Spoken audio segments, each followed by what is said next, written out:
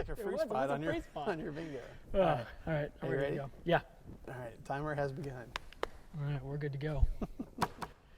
Welcome to Wednesday night, Unscripted with Marshall Brown and Brandon Dodd. Woo! We are here, and man, this has got to be round 5 or something. I don't even know. I've lost track of. This is like the third, maybe fourth time. No way. Yeah.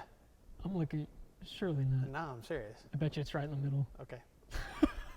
Quote me on that. Welcome to Unscripted with Right. Marshall and Brandon. So, as we've been going through these series on Wednesday night, we're just kind of going through things that we've talked about on Sunday that Marshall has mentioned in his sermon, talking about things with the COVID-19 pandemic, talk about different topics that kind of go in there. Mm-hmm. We talked about some Bible characters not too long ago, and just kind of got a little bit more into their heads with Resurrection Sunday, Easter Sunday, all that good stuff. Yep. And today we are continuing a topic through what Marshall's been doing on Sundays called Simplify. Mm-hmm. Yeah. Simplify. That's right. And so this past Sunday, Marshall talked about, what was it? Simplifying the noise. Yes. Simplifying the noise. And it was a really good sermon. Marshall's going to give us a quick recap for that real quick. So basically just talking about we all have different sources of noise in our lives. And I mean, you could take that just the physical, just think about the different physical noise that are constantly bombarding our ears. But even more, just kind of the voices that we tune into, the influencers that we listen to, and how much those things actually impact our lives and maybe even keep us, or maybe even, I guess, complicate our lives even more sometimes because we're trying to tune into so many things to the point that sometimes we tune out the most important voices, and that would be obviously of God, but maybe even some important people in our lives as well. So that was kind of the general, that's a really quick synopsis of last Sunday's sermon. And I invite you to go back on our YouTube channel or Facebook, either one, and watch the video and see what we had to say about those kind of things. But I was talking about just kind of simplifying those things down, and then this whole series of Simplify is like, let's get to the core. Let's find out what really matters. I mean, just, I don't know, like, not necessarily critique the sermon, but just from your, like, I know the kind of thought process that went into preparing that sermon. I know some things that I even felt like, man, this is going to take even more time, and I don't want to take that much time online. But just some of the things maybe that came into your mind while you were watching the sermon, on Sunday. For those of you that don't know, I get to watch the sermon twice every week. That's true. And I guess Marshall does too. Yeah, because you actually get to watch yourself. Yeah. Yeah, that's odd. So Marshall's up here preaching. I'm back there in the sound booth, just trying to make sure that everything is on, and that's basically it. I'm a glorified light checker, make sure that the red light is still on. Yes. But as you're going through that, I'm thinking about some lessons that we've had with the teens, and just how noisy my life is. Mm-hmm. And it's not even a necessarily good or bad noise. Mm-hmm. It's just it's almost noise for the sake of noise. Right. It's there. Yeah, and it's every day. Yeah. I'll tell you right now, even before I knew that we were going to have this conversation, listen to a podcast driving into the church, put on a radio station when I went to go get lunch today, and then put on Spotify coming back from lunch today. Yeah. And then even as I'm in there answering emails and making things, I've got music on the whole time. And the same thing in our house. We've always got noise happening with all of our phones and the access that we have. I mean, it's constant. Yeah. For us to be able to do this, we have to put our phones on Do Not Disturb. On silent, and airplane mode. Yeah. So that it can be just the two of us having a conversation. Yeah. And so when I think, man, I have to... And there's noises, I'm sorry to interrupt, but there's construction going on right now. Yeah. Y'all may not be able to hear it on here, but we can hear sometimes even while we're talking, and like that, even for that split second, like, now my attention's over there. And it's distracting. Yeah. We're sitting here having a conversation, but he and I, as we're looking at each other, talking, we're both thinking, everybody can hear the fire alarm guys doing their stuff. Or a worker expressing his frustration over some paint job or something. Yeah. Very verbally and loud, and sometimes colorfully. Yes. But I think that's where you come into, like, man, not all noise is necessarily bad. Like, right. There's lots of good influences. There's lots of good. It's not bad for me to listen to music. It just means that I have a lot of things pouring in at a lot of times.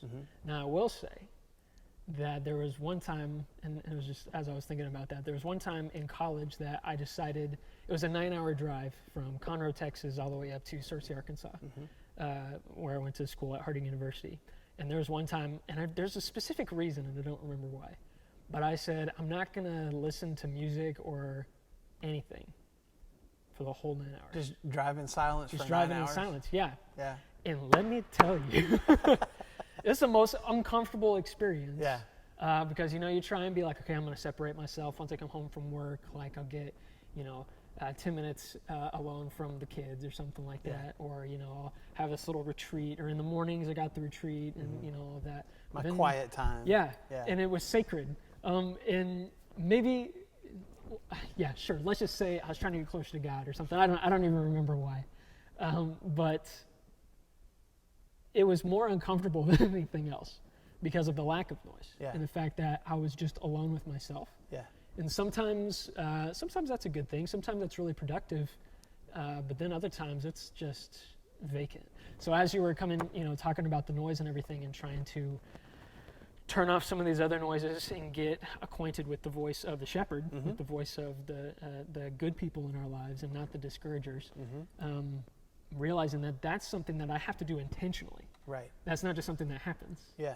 It's something I have to actively go Yeah. and make happen for myself. Yeah, and it's like I've got to decide what am I going to turn off so that I can tune into this even better. Yeah. Yeah. Yeah, for sure. Well, it's like being in a crowded room, where just think about what it used to be on Sunday mornings, or what it is, I guess, still at the grocery stores. A lot of people talking, a lot of people saying a lot of things. But if I wanted to, in a room full of people, if I'm talking to Marshall, we could be talking together. But then I realize that Morgan's having a conversation with somebody else. I also want to have a conversation with you, and I are having this conversation, and then all of a sudden you're right here. Yeah. And we're still having eye contact. Yeah, and I'm probably nodding and saying, yes, of course what you're saying is important. And I'm definitely listening to whatever's happening right here. Yeah. Yeah. And that's 20 feet away as I'm trying to, Yeah. filter out the noise. Isn't that cool, though? Yeah. That we can discern certain things. Right. That if I want to hear this person over you, my brain chooses to do that. Yeah, but it's also intentional, to your point. Like, you have the ability to make those kind of choices, not just physically on turn down the volume of this and turn up the volume of this, but what am I going to choose to actually focus on? Who am I going to listen to? What I'm going to fill my ears and my heart with? That's a definitive choice too. And to your point, there are times, I think, when maybe God is trying to get something across to me, and like I'm here, I'm spiritually or whatever, face to face, but I'm thinking about this over here, and that could be my prayer time. It could be while I'm reading the scripture. Yeah. It could be while somebody else is sharing what God is doing in their life, and all those things are good, and yet I'm like, there's something else that's on my mind that I got to get done, or is occupying my time, or my focus, or man, there's these 3 other things, or even I'm already hearing what I'm going to say. I've tuned you out now because I'm already hearing my inner monologue of what I'm going to say in response to what you're saying. We just have all this noise. So with that, Okay. I think that's a struggle that I have, even as a minister. I'm going to assume that you Absolutely. also- Absolutely. As far as tuning other things out, and then let's just think about a radio dial, tuning in exactly to where you need to be, to where you are hearing the Father, you're hearing the voice of Jesus. Just trying to discern what He's trying to tell you in this moment, and discern His thoughts from other thoughts and stuff. You say God's done that in the past and stuff. Is there a way that we can do that? And in your sermon you did, we need to focus on the askers, we need to focus on the builders, we need to tune out some other things and focus on the voice of the shepherd. So how do we weed out, how do we wade through all of this other noise and turn it all down so that we can just... Well, that goes, I think, back to the whole simplify concept. It's like, first of all, I've got to whittle away the things that don't matter. And I've got to decide what it is that matters and doesn't matter. Yeah. Because that's an active decision too. Absolutely. And you could come up with a list for me, but still it comes down to what I choose to truly tune into and listen to. You take your Spotify example. you come up with all sorts of something, man, you need to hear this. You need to listen to this. Give me a playlist. And you know what? I might whittle through and go, I like that song, and I want to listen to that. I don't care about this other stuff. You know what I'm saying? Yeah. Or, I mean, how many times are you playing music on a teen trip and you see some teen, you know, I ain't listening to this anymore. The noise is still there, but I've chosen something else to, you know, to listen to. As I'm driving, like, hey, hand me the aux. Hand me the auxiliary cord. Let's get this party going. Y'all don't like listening to, I don't know. Yeah, whatever you like listening to. Yeah. It was hair bands of the 80s when I used to do youth ministry. That's what I made all the kids listen to. But anyway. Not that anymore. Yeah, sorry. I know. That's fine. I'm old. But it's a conscious decision. So I think as you're asking, like, how do we do that? I don't know that I have a specific formula. I think it starts with I have to make a conscious decision. What is it that I want to focus on? If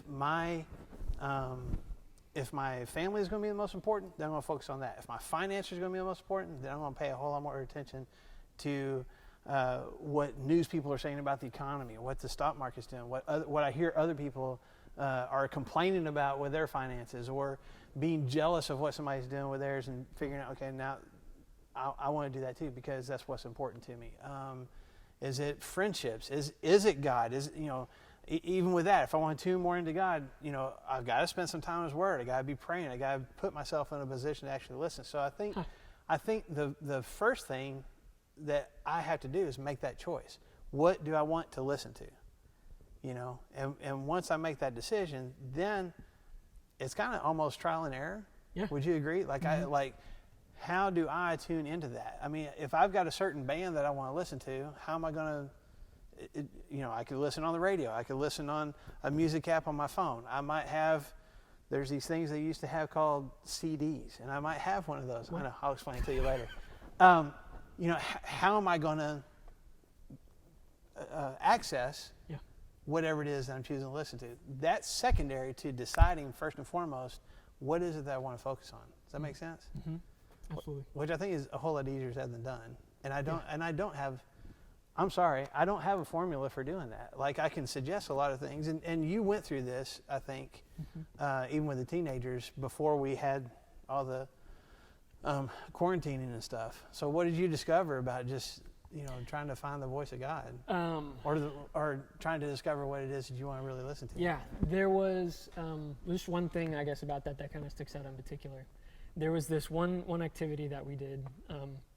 Man, I'm realizing that every time that I share an activity, it's like I'm putting the kids through peril. What's he going to talk about? Is this something? Can we sue Flagstone? So I got the teens here. I'll make it easier. I got the teens outside, and then I kind of lined a couple of us, 3 or 4 of us, up on one side. Sounds like a firing range. Yes. Put a red Solo cup on the top of our heads. I was one of the ones that was back there, so I'll just say that to you. I was in there with them. And then put all of the other teens in 3 lines facing these 3 other people with dodgeballs, 30 yards away, and they're throwing, and it's just right here. Like, this is all you have to do. Yeah. Is you gotta hit that. You gotta hit that. You have to hit this red Solo cup, and you have to hit that. Nobody's hitting it. I think John Mike Ortiz was the first one to hit, which would be good for him. So he hit, but it takes forever. And what I got from that was like, man, so many times we feel like, okay, here's the target that I've chosen. I'm gonna spend time and figure out what God's word is for me. I'm gonna get in there, and we're trying and we're trying and we're trying and we're failing and we're failing. It just seems like we just can't hit the cup. And we're getting closer sometimes. And I'm just kind of thinking about prayer more right now.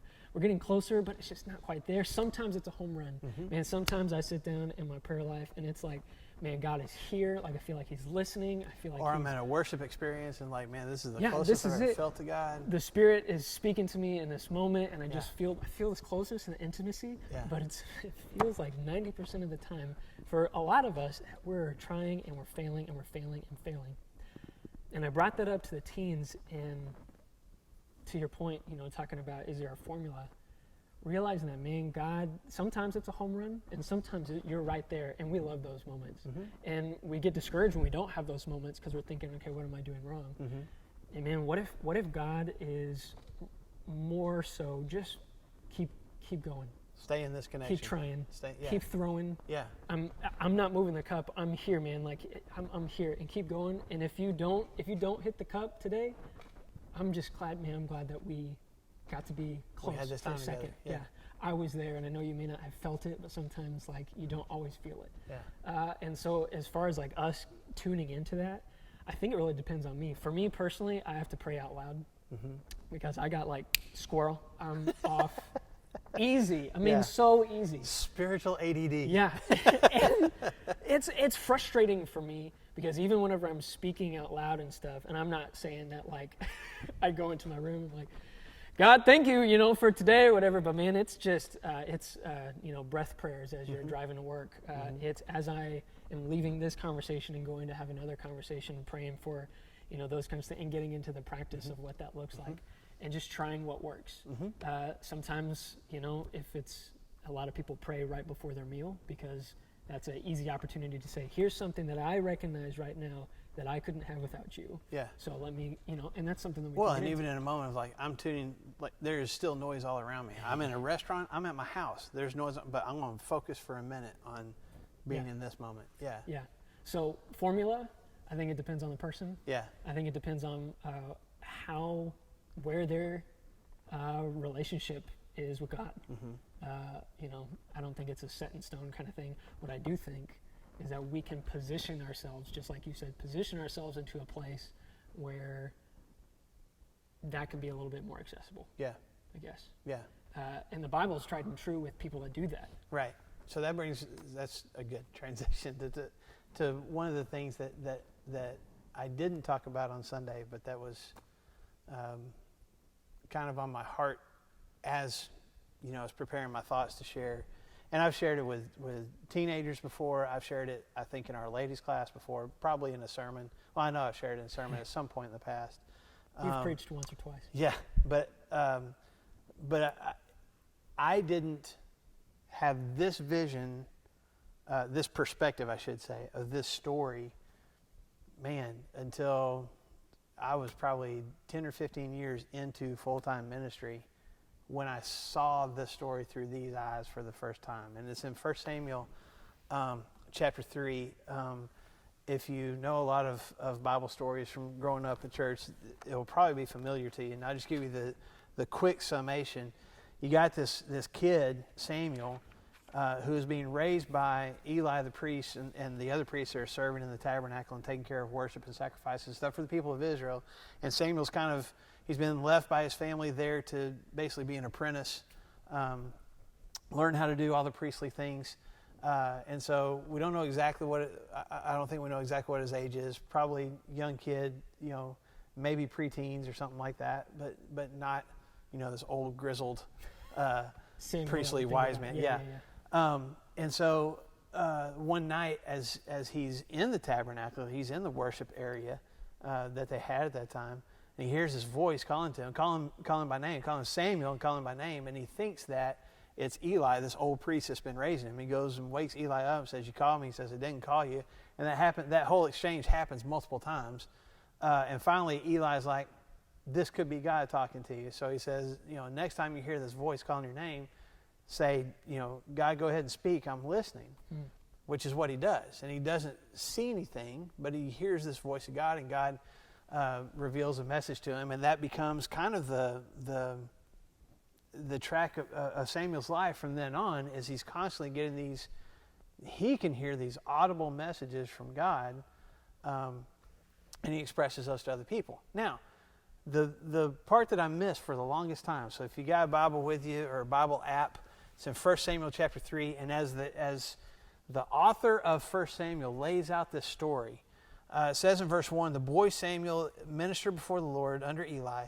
In those days the word of the Lord was rare, there were not many visions."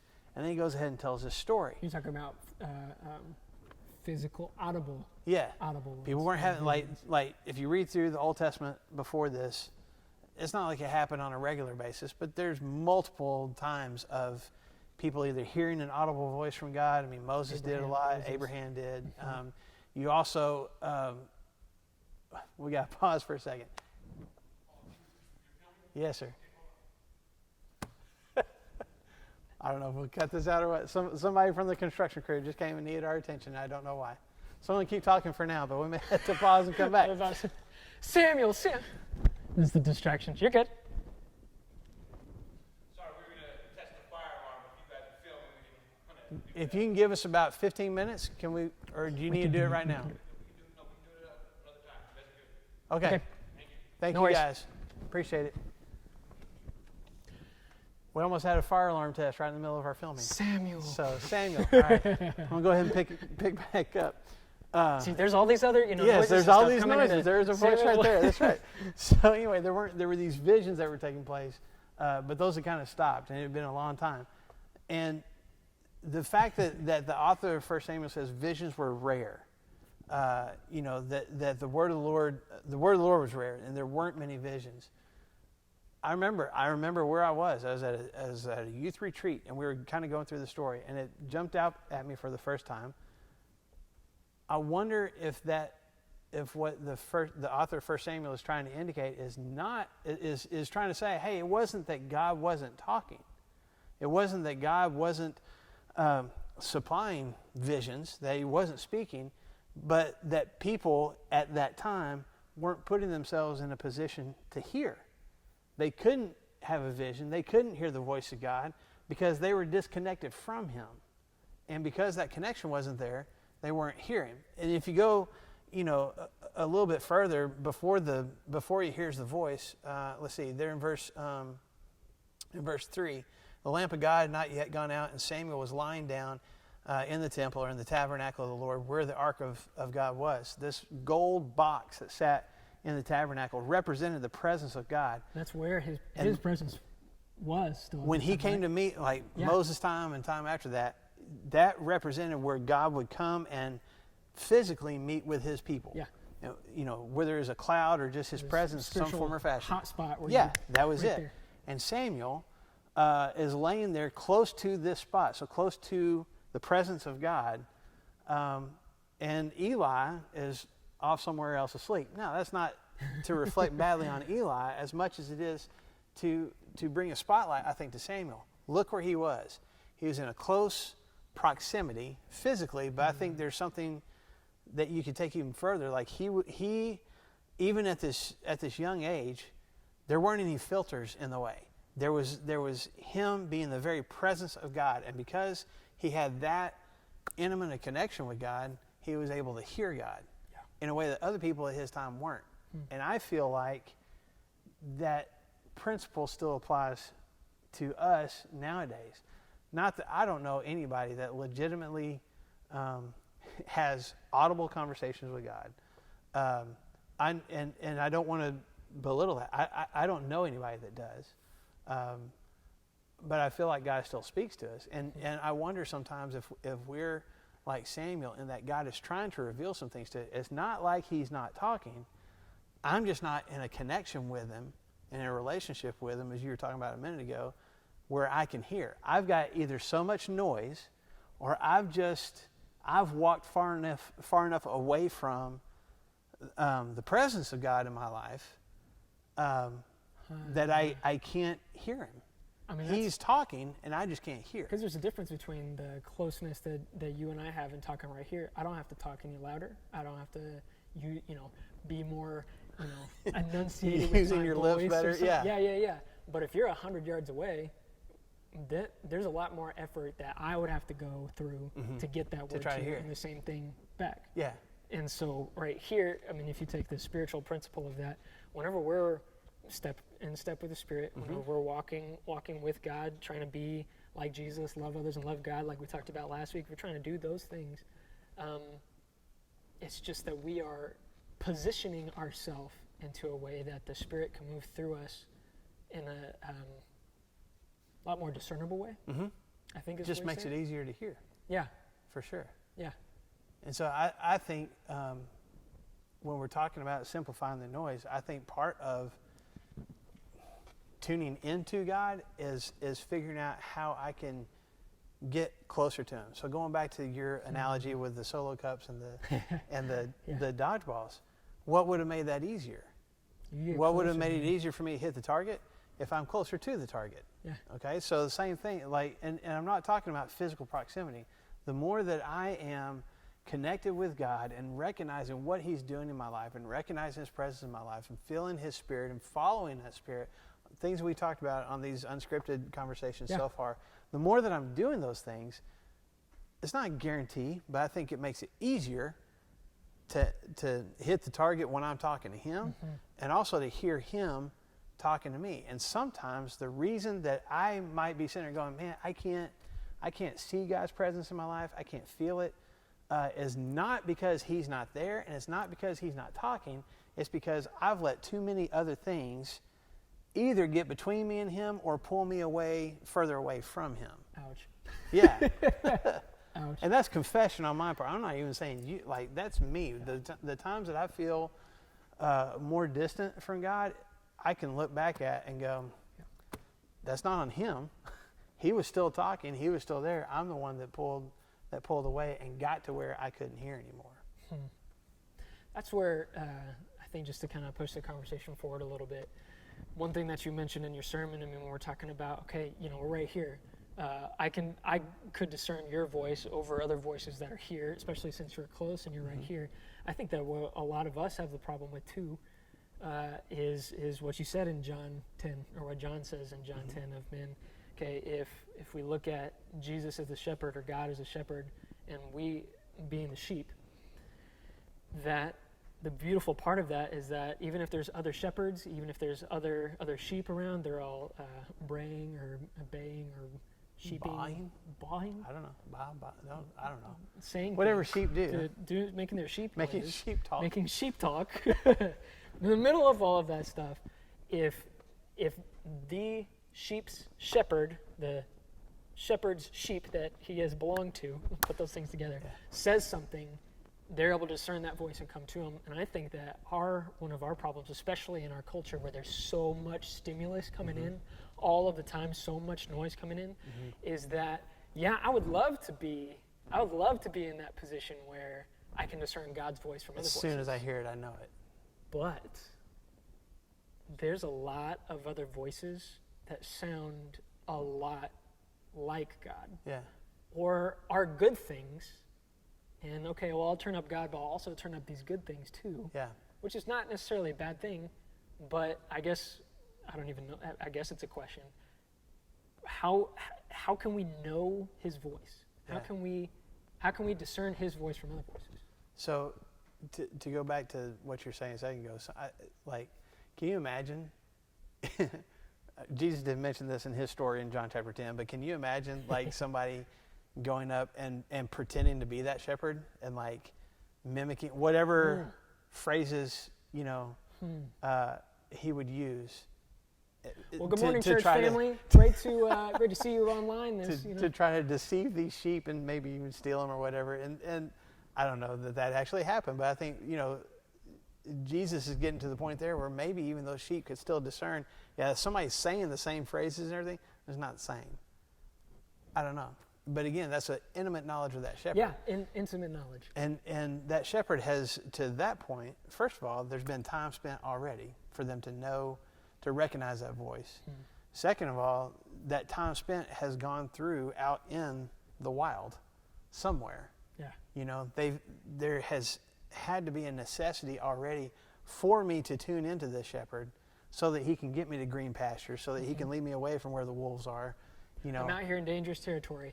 And the one thing I know that I can trust is if I hear that voice, I'm going towards it. And every time that I go to that voice, things work out okay. Yeah. And powerful. Again, that's what we're supposed to be as sheep. Every time we hear the shepherd's voice, we're like, that's the safe way to go. That's where the good stuff is. But to your point, there's other things that either mimic the shepherd's voice or sound at least as convincing. Make these choices, be friends with these people, go this direction, and your life's going to be great. And then you get there and, to take the sheep analogy, this stream is dried up. Yeah. Or it's actually the wolves' den instead of, the happy pasture, whatever. That's where I think, in college especially, and with Senior Sunday coming up on the 17th, that's kind of on my brain, but there's so many decisions to be made of where am I going to go to school? Am I going to study abroad? What am I going to major in? What if I meet a girl? All these Who are things. my friends going to be while I'm there? Yeah. Because I'm not taking all my high school friends Right. with me You anymore. have to start over. Yeah. You have to start new and fresh. And I remember talking to a bunch of my mentors in high school and being like, okay, everything that I've built until this point, senior year, is all over. Yeah. It's all different. And I mean, it's almost like, okay, well, I'm finishing the chapter in one book, and okay, this is brand new life because I've got different friends, I've got different living It almost space. feels like it's not next chapter, it's a new book. It's get a rid of this completely book, new, no, brand new. and let's just start writing again. And so within that, there is a lot of different voices. Let's talk about that scenario. A lot of voices. There's all these mentors that I'm trying to listen to my parents. I'm trying to listen to my friends. I'm trying to listen to my own inner dialogue of what does Brandon want, and trying to listen to all those things. And it's funny because you're like, okay, I'm just trying to discern where God is leading me. And all of these voices sound like a good shepherd. And side note, I think the beautiful part of that is that I think a lot of those voices can be the good shepherd. Absolutely. I think that God uses other people to be able to affirm us and point us in the right direction. Yep. Almost sounds like a conversation for another day. Yeah. Let's not go too far down that path. Yeah. Yes, I agree. So let's go the negative then, with all of those being positives. I've found that the times when I am having trouble discerning between one or two voices is there's one voice that says, let's just put it like this. One voice that says, man, it would really stink for you to do that one bad thing. But you know what? It's not a big deal. If you do it once, like, I'm God, like, I'm going to forgive you. It's fine, okay? Like, you can be washed new, and you can be, so that's fine. So listen, if you do this one thing, like, here's the deal. You're going to get forgiveness is there too. anyway. Yeah. So go ahead. Jesus has died for your sins, right? Okay, well, he's going to die for the sin that you're about to commit. And you need to have some life experience. That's right. And you need to have some life experience so that you can make better decisions in the future. Yeah. Now, that sounds a lot more appetizing than don't go through that. Don't do that. There's so much heartache down that road. Don't go. And with the scary part, too, is that the second part of that conversation is the same. I offer forgiveness after all of that, and I can wash you clean. And so these other voices, they're not flat out telling a lie. Right. They're not flat out. But it's not the truth either. Right. It's this little, and that's where I think it's really hard for believers in general is, man, there's a lot of voices, and man, a lot of them sound like Jesus. A lot of them sound like God. Or at least sound like wisdom, sound like the right thing to do. It sounds like a good shepherd. And it may not even be mine, but this got to be a good shepherd. Yeah. And so that's a hard part for me of like, okay, say I don't have this intimate knowledge of this shepherd. I don't have this intimate knowledge. Well, then I've got four different voices that are telling me something, and I'm like, man, they all look good. Yeah. And some of them can lead you to places that are not good. Yeah. So I guess if we want to wrap up, and I know we always say that, if we want to wrap up, how do we discern the voices? How do we discern? Okay, here's these different. I can hear them all, and it seems like they're all coming, and they all sound good. How do we discern and say that one? Yeah. I know that one is God because he is looking out for me and he is watching me and he is always going to lead me, just like Psalm 23, right? He's going to lead me by streams, good pastures, fertile stuff. He's going to lead me there. Are you asking? I'm rhetorically putting the question in front of both of us. So I'm going to answer by going back to something that you alluded to a minute ago, in that I agree that I think God uses multiple methods of talking to us. I believe that this is the voice of God. I believe if I spend time in here, I'm going to hear him. I think God sometimes uses circumstances. You're going to deal with this in your life, and I want to speak to you through it. There's something that I'm trying to tell you. We will grow closer by experiencing this, whatever it is, positive or negative. I want to talk to you through this. Sometimes it's other people. Sometimes, whether you mentioned even as a younger person, your mentors, your parents. Even as older folks. I mean, we have that circle of friends that we trust. We have, whether it's a pastor, a preacher, somebody that we've always looked to for wise advice, I think God can use them. Yeah. I think God speaks through those people to people. And we don't need to turn those voices out. Yeah. So and I do believe, even though I don't have a full comprehension of exactly how this works, I think that God's Spirit lives in every single one of us and communicates with us. Mm-hmm. Sometimes through conscience, sometimes through just a urge or whatever it is, but there's something there that is at least spiritually audible. Mm-hmm. So here's all these different things that God uses that we can spend more time talking about. We're not going to, but just recognizing I think, kind of like back with Samuel, God's talking. How do I know that it's Him speaking? Mm-hmm. And my answer to that goes back to what we talked about. I don't remember if it was last week or the week before, so I apologize for that. But when we were talking about the power of the Spirit in us, and 2 weeks ago. Okay. Yeah. And kind of knowing, how do I know for sure this is the Spirit leading me to do these particular things? And I think the same principle applies to, how do I know this is God talking to me versus, my own selfish desires, or, Satan or whatever it is. What's it going to produce?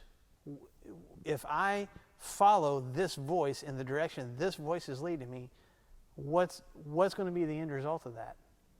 Sometimes I may not even know what that is, but if it's obvious to me, or I may experience it and go, that was the wrong voice. I need to go back a different direction. But what's produced by it? You go back again to the fruits of the Spirit. Is following what I'm hearing this person tell me, what I'm hearing, what I think is Scripture telling me, what I think I'm pulling from these circumstances, is that making me a more loving person? Is it giving me more joy? Is it producing more peace? Is it helping me say no to things that I need to say no to? Is it helping me be more compassionate and kind? All those different fruits of the Spirit. Is it leading me to do those things? Then it's probably God talking, and I need to tune in.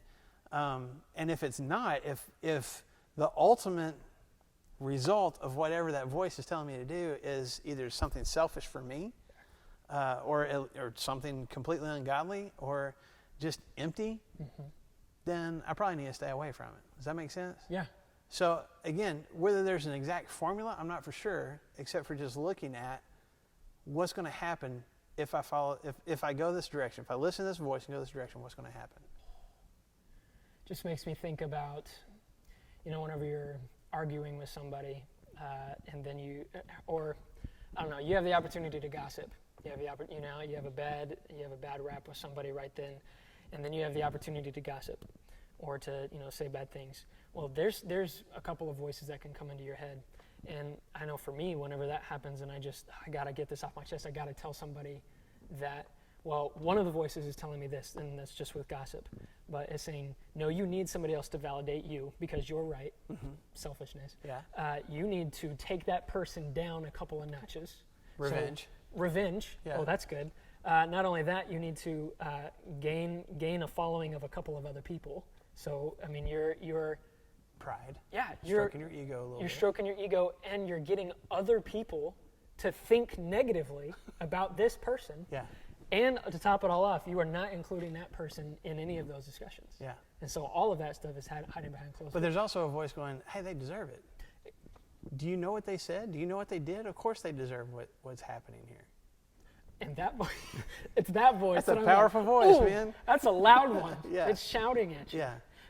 Revenge! But then there's another voice that is it could be, I mean, seriously, in that moment, it probably seems like a whisper of like, man, are you gonna be the bigger person? Yeah. Or, and not bigger person as you're better than them. Are you going to not demean them, not drag other people into that with you, or let yourself be overcome with anger, but are you going to forgive and love, and that be the end result? Are you going to allow this person to see me through what you're going to do? Because I can definitely see the discernment between those two things. And so in this moment, as I'm thinking these thoughts and stuff, if I just take a second and take a tally really and think like, okay, at the end of both of these roads, if I were to take this, and sometimes it's harder to make those decisions. For sure. At the end of both of these roads, this is what could be produced in both of those things. And if those things are not love, joy, peace, patience, kindness, goodness, faithfulness, gentleness, Yeah. self-control. If it's not those things are going to be produced, then maybe that voice is just a wolf in sheep's clothing. Mm-hmm. Maybe it's a false voice that we think sounds good, or can say like, yeah, God got revenge on his enemies or something like, yeah, okay, well, there's a lot that we need to think about here. Yeah. So we need to wrap up. I don't know that we've fixed or helped I think we're just talking. anything. We're just kind of talking about just our own, I guess, more even our own personal struggles, maybe some of yours as well. So I appreciate you guys taking the time, tuning in. Hopefully there's some things that we shared that will be of benefit. If nothing else, man, try to simplify. Try to tune in. Figure out where the voice of God is coming from and follow that voice the best you can. And the beautiful thing I want to kind of remind everybody is when God is calling you, He's calling you by name. What an amazing thing, man. The creator of the universe knows you by name and knows everything about you and is so proud to say, that's one of mine. There are so many things that I think God would be unproud of. There's so many reasons why I give Him to not have pride in me, and yet He says, that's one of mine right there. And He calls me by name. That's an amazing thing. And so if nothing else, man, be encouraged by that. Maybe share that message with somebody that needs to hear it, even while you're quarantining from each other. There may be somebody in your life that needs to hear, man, my God loves you, and He knows you by name and wants to call you in the direction you need to go. So appreciate you guys tuning in. Thank you guys so much. Tune in with us on Sunday. Yes. We're going to continue on our Simplify. Simplify, Say yes. we, Yeah. Marshall. I'm going to make sure the light's on. Yeah. Marshall's going to continue on that series and invite other people to join you because that's been really encouraging so far. So thank you guys for joining us. Have a good rest of the week. Tune in next week. Thanks.